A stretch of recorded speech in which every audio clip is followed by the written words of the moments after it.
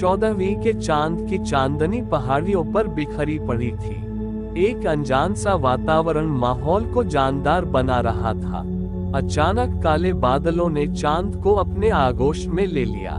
देखते ही देखते वहां चारों ओर माहौल में अजीब सा परिवर्तन हो गया। अब वातावरण में अजीब सी मनहूसियत घिर गई थी। ऐसा लग रहा था जैसे बहुत जल्द कोई बड़ी अनहोनी घटने वाली है। देखते ही देखते बादलों की गड़गड़ाहट ने वहां अपनी हुंकार भरी, जिससे अगले ही पल बारिश की मोटी मोटी बूंदों ने भी अपनी उपस्थिति दर्ज करवाने में देर न की। अचानक की बादलों का इतने जोरों से कड़कना और बारिश का इतने जोरों से बरसने से लोगों के मन में अनायास ही संशय के बादल उमड़ पड़े थे। बधाई हो मालकिन, बहू ने लड़के को जन्म दिया है।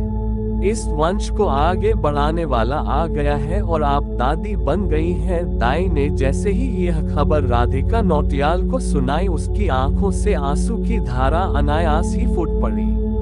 अरुणिमा, बहू बेहोश हो गई है, पर घबराने की कोई बात नहीं। खुशियां मनाओ मालकिन, लल्ला भयो है। दाई के इन 4-5 शब्दों ने पूरे घर को खुशियों से सराबोर कर दिया था।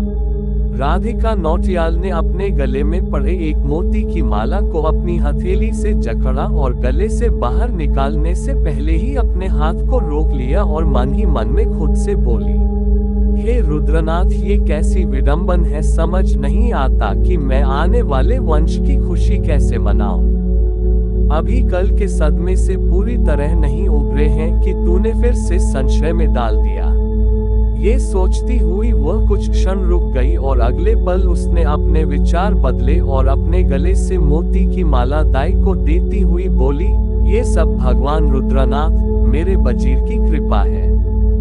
उसने एक माँ की गोद सुनी की तो दूसरे की भरने में देरी नहीं की। उसकी महिमा वो ही जाने।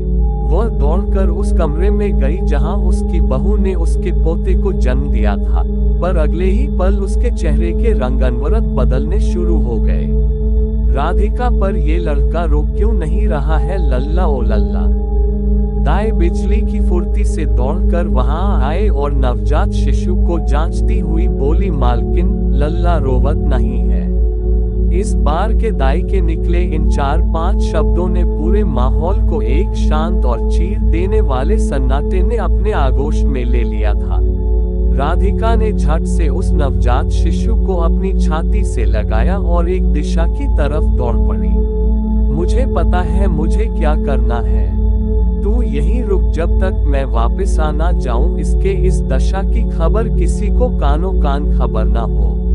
दाई को यह नसीहत देती हुई राधिका अपने पोते को सख्ती से वो तेजी से अपने महल से निकल पैदल भागे जा रही थी।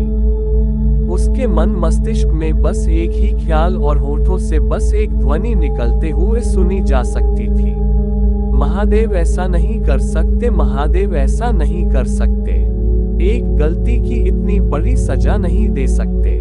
अपने पोते को हाथ में पकड़े तेजी से वह एक घने जंगल की ओर बढ़ चुकी थी। उसकी सांसें किसी रेलगाड़ी के इंजन की तरह धड़धड़ाते हुए चल रही थी। उसे पूरा यकीन था कि उस मंदिर के पुरोहित ने जो उससे कल रात कहा था वह झूठ नहीं हो सकता।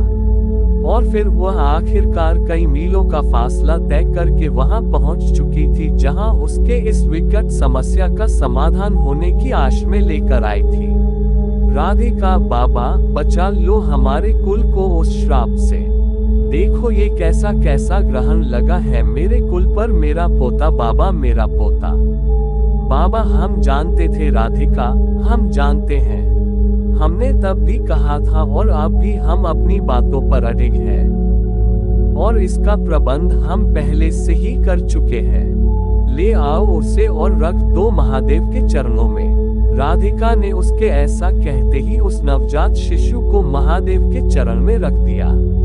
उस बाबा ने भगवान शिव की मूर्ति से त्रिशूल को निकाला और उस शमशान भूमि पर महादेव की मूर्ति के ठीक सामने उस त्रिशूल की मदद से एक बड़ा सा गोला बनाया। मुझे वहीं रुकने का इशारा कर वह उस गोले में चला गया। उसके पास एक अजीब किस्म का तराजू था जो शायद इंसानी हड्डियों से निर्मित था। उसने उस त्रिशूल को सख्ती के साथ जमीन में गाड़ दिया और उस पर तराजू को टिका दिया। उसने मृत पड़े शिशु को उठाया और तराजू के एक पाले पर रख दिया।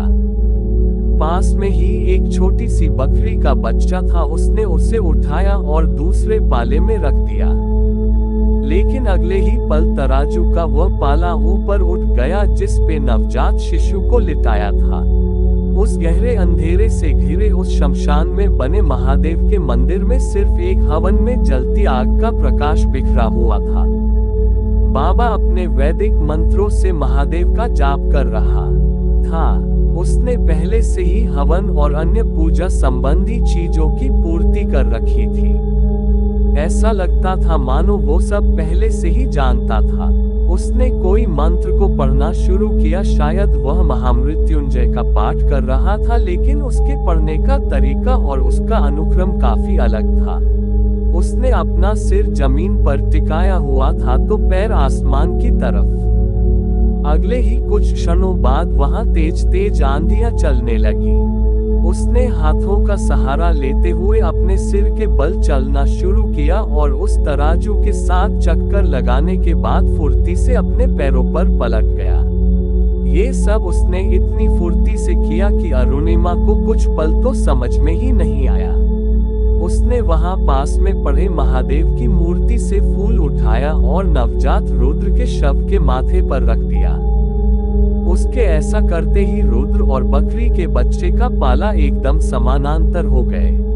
वह दौड़ते हुए मंदिर के अंदर गया और एक कटार अपनी हाथों में लेकर आया। उसने झट से बकरी के बच्चे को उठाया, लेकिन आश्चर्य, तराजू का पलड़ा अब भी सामान था। उसने झट से बकरी के बच्चे का सिर उसकी धड़ से लग कर दिया। अगले ही पल तेज धारा से निकलता लहू महादेव के चरणों में रखे उस बच्चे पर जा गिरा। अरुणिमा की आंखों में खुशी की लहर दौड़ गई थी। कुछ देर पहले तक जिस सन्नाटे ने उस शमशान को अपनी आगोश में ले रखा था, अब वही शमशान उस बच्चे की रोने की आवाज से गूंज उठा था। धन्य हो बाबा, हाँ मेरा पोता, मेरे वंश का वारिस पुनः जीवित हो गया है। राधिका खुशी से अपने दोनों हाथ जोड़ने के बाद महादेव की मूर्ति की दिशा में दंडवत प्रणाम करती हुई बोली, धन्य हो प्रभु, आपने मेरी डूबती उम्मीद को बचा लिया। मैं जानती थी कि आप 2 रात में दोनों माँ की कोख सुनी नहीं कर सकते। जय रुद्रनाथ, जय महादेव। लेकिन जैसे ही राधिका वहां से जाने लगी तो उस बाबा ने उसे रोका और कहा, बुढ़िया रुक जा। उसके ऐसा कहते ही वो रुक गई। यह मत भूलना कि यह जीवित पैदा नहीं हुआ था। इसका नया जन्म महादेव की तरफ से मिला हुआ भेंट तो हेले एक कर्ज भी है। यदि उसने महादेव की अवहेलना की तो उसकी जान पर बन सकती है। मगर मैं तो घबराती क्यों है, यह मत भूल कि इसके ऊपर महादेव की कृपा भी है, इसलिए जब ये किसी बड़ी मुसीबत में होगा तो महादेव स्वयं इसकी रक्षा करेंगे। लेकिन क्या बाबा, निसंदेह यही तेरे वंश के श्राप से मुक्ति भी दिलाएगा। यह अपने गांव में भी कभी रहने के लिए तैयार नहीं होगा, परंतु जब इसे महादेव इसके गांव वापस बुलाएंगे तब इसकी उम्र का योग विषम होने वाला होगा। जब वो वहां उपस्थित होगा तब तुझे इसके जन्म वाले दिन से लेकर इसके उम्र के अंकों के योग के बराबर वाले दिन तक महामृत्युंजय यज्ञ करवाना होगा। तभी उसे अपने उस कर्ज से मुक्ति मिलेगी जैसे महादेव ने इसे आज दी है। इस पर भगवान रुद्र की कृपा है, इसलिए इसका नाम आज से रुद्रेश्वर हुआ। हिमालय की कंदरा में कहीं किसी दूरदराज के क्षेत्र में डुमक गांव भारी बर्फबारी के बीचों बीच एकमात्र भगवान बजीर जी का मंदिर था। पहाड़ के ऊपर अचानक एक जोरदार बिजली कड़कती है जिसकी आवाज से वह पीतांबर रुद्राक्षधारी बाबा अंधेरे में दौड़ने लगता है। वह अपनी टैमरू की डंडियों का सहारा लेते हुए बिना रुके एक दिशा में लगातार भागे जा रहा था। उसे न जाने इस घने अंधेरे में भी पथरीले रास्तों को कैसे बखूबी भांप ले रहा था। ज्यों ज्यों उसकी टैमरू की डंडी भूमि से स्पर्श होती आसमान में सहसा बिजली कड़क उठती। अगले ही पल वो किसी मंदिर के समक्ष बाहर खड़ा था। उसने झट से अपनी टैमरू की डंडियां नीचे रखी और घुटने के बल बैठकर दोनों हाथ मंदिर की तरफ जोड़ लिए और बोला, हे रुद्राश्वर, वो आ रहा है, हाँ वो जल्द ही आ रहा है। ये कहने के बाद वो अपने दोनों हाथ ऊपर उठाता है और फिर कहता है, हे रुद्रनाथ, इंतजार की घड़ियां समाप्त होने वाली है। हाँ, वर्षों के श्राप से जल्द ही मुक्ति मिलने वाली है। ये सब तेरी ही कृपा है। ये कहने के बाद वो बाबा दंडवत होकर उस मंदिर के द्वार की तरफ मुख करके प्रणाम करता है। अचानक आकाश में 3 बार बिजली कड़कती है और उससे जो प्रकाश फैलता है उसमें उस मंदिर का द्वार बंद दिखा है, जिसमें बहुत पुराना ताला लगा हुआ है। वहां अचानक हवाएं चलने लगती हैं और मंदिर में लगा घंटा जोर जोर से बजने लगते हैं। वहीं दूसरी तरफ ऋषिकेश होटल के एक कमरे में अचानक सुबह 6 बजे अलार्म बजने लगता है। पास लगे बिस्तर पर रजाई के अंदर से एक हाथ निकलता है और अलार्म की घड़ी का बटन बंद कर देता है। तकिए के नीचे सिर छुपाए हुए ध्रुव कहता है, अरे आदित्य, अलार्म बज गया है, उठना है भाई हमें। पास ही दूसरे बिस्तर पर सोया हुआ आदित्य भी आधी नींद में कहता है, अरे सो जा यार, यहाँ ठंड बहुत है, रुद्र को भी सोने दे, अगर वह उठ गया तो हम सबको उठा देगा। 2 मिनट बाद फिर से अलार्म बजने लगता है। ध्रुव एक बार फिर से अलार्म बंद करता है। ध्रुव अलार्म बंद करते हुए आधी नींद में ही आदित्य से कहता है, अब मुझे उठना ही होगा, नहीं तो इस अलार्म की आवाज से मुझे सिर दर्द हो जाएगा। अब ध्रुव अपने ऊपर से तकिया हटाता है और उठकर बैठ जाता है। 6 बज चुका है और 7 बजे उन्हें रिवर राफ्टिंग के लिए निकलना था। ध्रुव, ये रुद्र क्यों सोया हुआ है अभी तक? अरे यार आदित्य, देख तो ये उठा क्यों नहीं, राफ्टिंग के लिए देर हो रहे हैं। ध्रुव देखता है कि रुद्र के बेड पर कोई नहीं है, उसका बेड बिल्कुल साफ सुथरा और जमा हुआ है। वह आदित्य को उठाते हुए कहता है, आदित्य उठ। आदित्य नींद में कहता है, अरे क्या है यार, सोने दे, इतनी ठंड में कौन उठता है। ध्रुव, अरे रुद्र कहाँ है, जाओ जल्दी ढूंढो उसे। आदित्य, अरे गया होगा कहीं। ध्रुव, लेकिन वह इस ठंड में इतनी सुबह उठ कैसे गया, देख कहीं कोई गड़बड़ ना हो गई हो। आदित्य बड़ी मुश्किल से आंख पर हाथ मसलते हुए उबासी लेते हुए बोलता है, अरे यार वो अपने गर्लफ्रेंड के कमरे में होगा, अब इतनी दूर घर से आए हुए हैं, मौका मिला है तो उसे एंजॉय करने दे। ध्रुव पागल है क्या, रुद्र उसको अपनी गर्लफ्रेंड नहीं मानता। आदित्य, अरे वह नहीं मानता तो क्या हुआ, वह अंबिका उर्फ अभी तो मानती है ना। देखना होंगे दोनों एक ही कमरे में, आजकल तो सभी मौके के फिराक में रहते हैं। आदित्य ये सब बातें कर रहा था और ध्रुव रुद्र को इधर उधर ढूंढ रहा था। कभी कमरे की बाथरूम में, कभी कमरे का दरवाजा खोलकर गैलरी में, उसने हर जगह रुद्र को देख लिया पर रुद्र कहीं नहीं मिला। तब बेड पर ही लेटा लेटा आदित्य ध्रुव से कहता है, अरे भाई मेरी बात मान, एक बार अंबिका के कमरे में देख कर आ जा। वैसे भी वह दोनों लड़कियां हैं तो आई एम श्योर कि अंबिका भी अपने कमरे में नहीं होगी। ये लव बर्ड्स कहीं और ही जाकर गुल खिला रहे होंगे। फिर ध्रुव आदित्य की बात को नजरअंदाज करते हुए अपने कमरे से निकलता है और दूसरे कमरे का दरवाजा पीटने लगता है और कहता है, सोनाली दरवाजा खोलो। सोनाली दरवाजा खोलती है। ध्रुव सोनाली को देखता ही रह जाता है, वह बिल्कुल रेडी है चलने के लिए। सोनाली ध्रुव से कहती है, ध्रुव तुम अभी तक रेडी नहीं हुए, पता नहीं है क्या 7 बजे राफ्टिंग के लिए हमें यहाँ से निकल जाना चाहिए था। ध्रुव, अरे राफ्टिंग छोड़ो, पहले तुम ये बताओ कि अंबिका और रुद्र कहाँ है। सोनाली, वही तो मुझे समझ में नहीं आ रहा है, पता नहीं सुबह सुबह कहाँ चली गई। ध्रुव हैरान रह जाता है और वह सोनाली से कहता है, मुझे पक्का पता है। सोनाली, क्या पता है?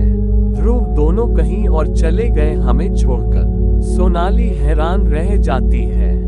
वह कहती है, what do you mean by मेरे रूम में होगा? ध्रुव अपनी बात को सुधारते हुए कहता है, अरे मेरा मतलब वह नहीं था, मेरा मतलब है कि मुझे लगा कि वह अंबिका के साथ होगा। सोनाली, नहीं यार, अंबिका तो मेरे साथ ही थी रात में, पता नहीं सुबह सुबह कब और कहां निकल गई, मुझे बताया भी नहीं, मैं तो नहाने गई थी। ध्रुव, तुम्हें पता नहीं क्या हम रिवर राफ्टिंग के लिए जा रहे हैं और तुम्हें नहाने की पड़ी है, वहां पर ऑलरेडी हमारा नहाना हो जाएगा। ध्रुव, यहाँ हफ्ते में एक बार नहाना नहीं होता है और इसे दिन में दो बार नहाना है। सोनाली, क्या बोला?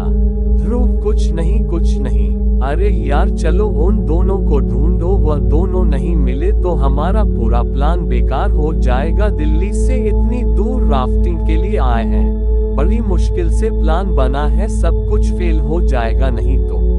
पीछे से आदित्य उबासी लेते हुए आता है, क्या हुआ गाइस, मिला क्या रूट? ध्रुव को गुस्सा आता है। वह उसके गले में अपनी बाह डालता है और कहता है, नहीं मिला, अब चल उसे ढूंढते हैं, और वह आदित्य को खींचते हुए ले जाता है। सोनाली, आदित्य और ध्रुव तीनों रुद्र और अंबिका को ढूंढने के लिए पूरे होटल में इधर उधर घूमने लगते हैं। होटल स्टाफ से पूछा जाता है, रिसेप्शन पर पूछा जाता है, पर किसी को कुछ पता नहीं।